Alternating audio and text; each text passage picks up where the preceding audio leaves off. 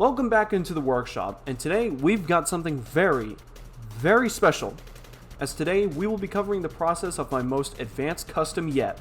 So this is how I turned the Mattel Strike and Roar Giganotosaurus from this to this.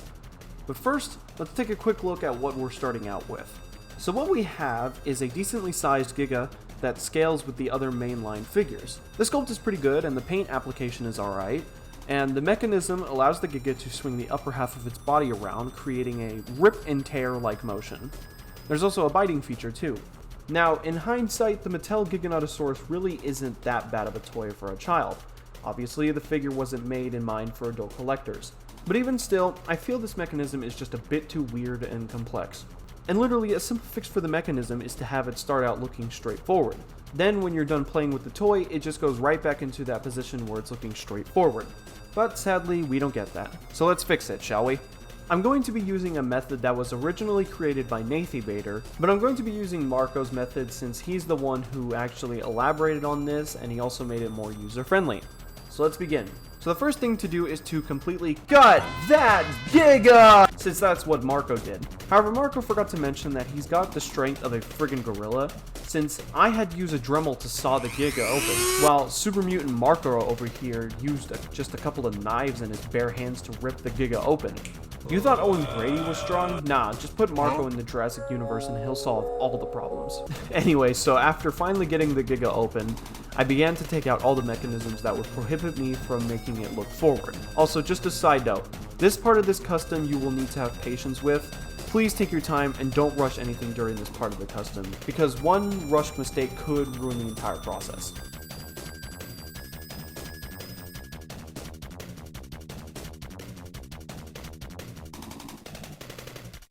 So the biggest thing was this little shit right here. This was the main thing that prohibited the Giga from looking straight ahead. So after a brutal hour of trying to rip this slimy bastard out, and succeeding at it, what did I do with it?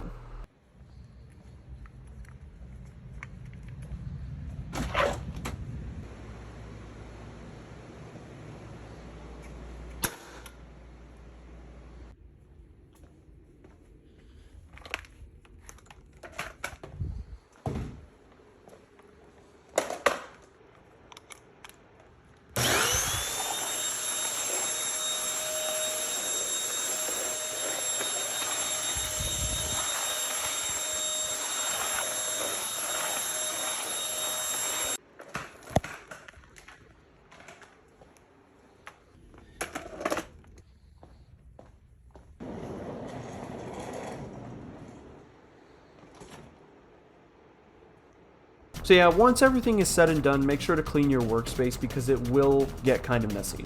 So now let's add the third arm joint. Again, much like Marco, I just epoxy sculpted it inside the Giga.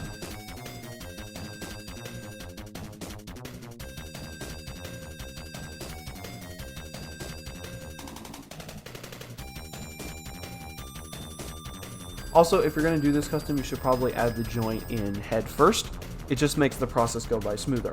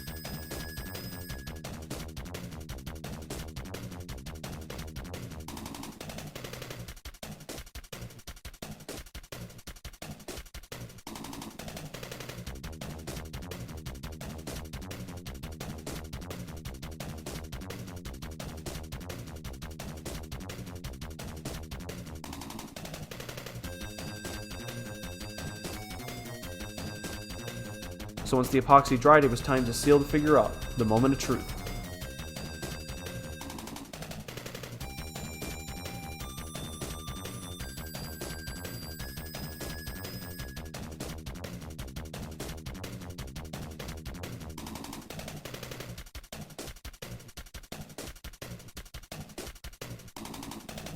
And thankfully, it worked.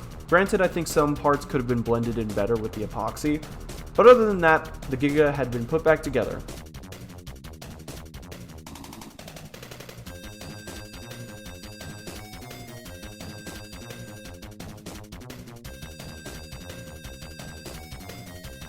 But there was one more personal step I wanted to go over. For some final touches on the Giga sculpting process, I actually decided to give it bigger spines running down its back.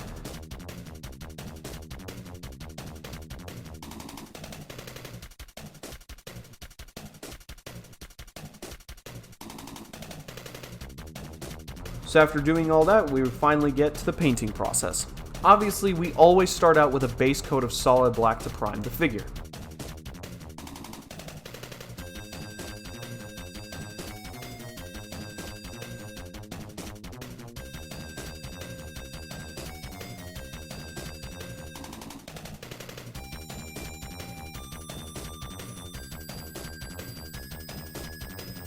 Then after that, I started laying out the base color.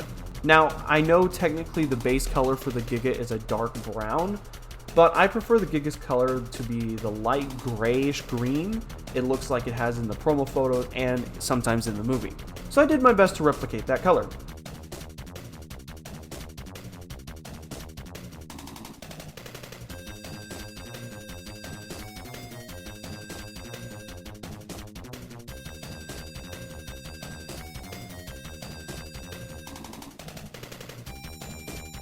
Then, after giving the belly this tan orange coloration, I started working on the patterns for the stripes.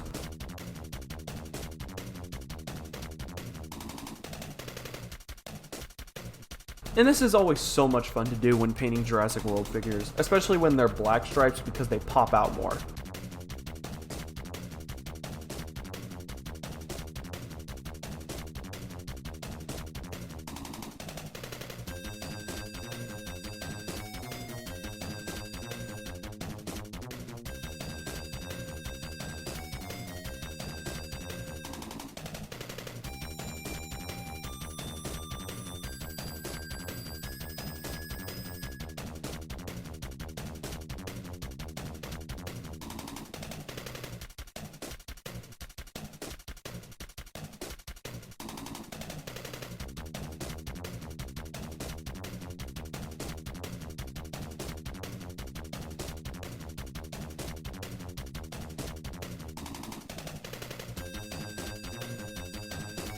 Then for final touches, I did the toes, teeth, mouth, and eyes.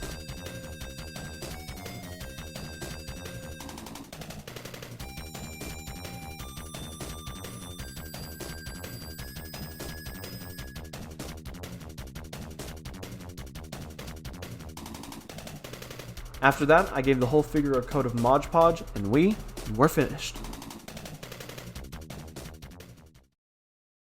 Hey guys, so a little bit of an intermission here. This isn't going to be scripted. This is just going to be me rambling, but I'm not going to be here for long. I'm just going to say that this is going to be the final Sizemic workshop for a while, and it's going to be the final Sizemic workshop for 2022 as well. I did have like a couple of Sizemic workshops planned for December and for 2023, but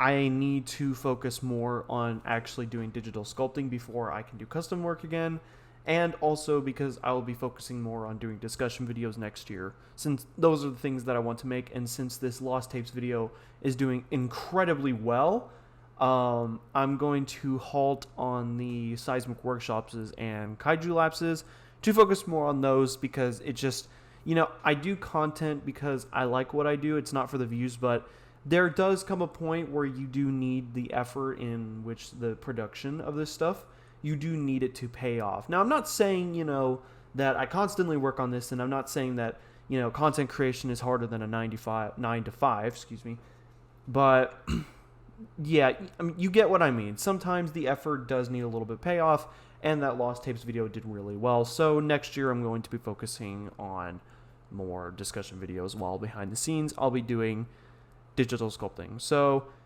yeah, don't worry, Sizemic workshops and kaiju lapses will return, but the quality for those needs to be bumped up incredibly higher for them to return. So yeah, I hope you've enjoyed the Sizemic workshops and kaiju lapses that I created this year, and hopefully they'll return next year. So yeah, back to the rest of this video. So here we have the final product. After almost a month's worth of work, it's finally finished. And once again, just like my SH Monster's Mechagodzilla repaint, this custom is pretty big for me because it proved to me that I could do something this technical if I wanted to.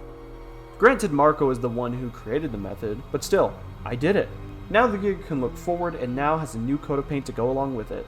I hope you guys like this custom, as this is my most advanced yet. And seriously, a big thank you to Marco for making this video possible. He's a really cool guy who does really cool things. But that's going to do it for this Sizemic Workshop special. I hope you enjoyed it, and I hope you'll stick around for what's to come for the workshop. It's going to get really big and really exciting soon enough. But with that, I'm Sizemic. Subscribe if you're interested, drink plenty of water, and I'll see you all on the flip side. Peace out.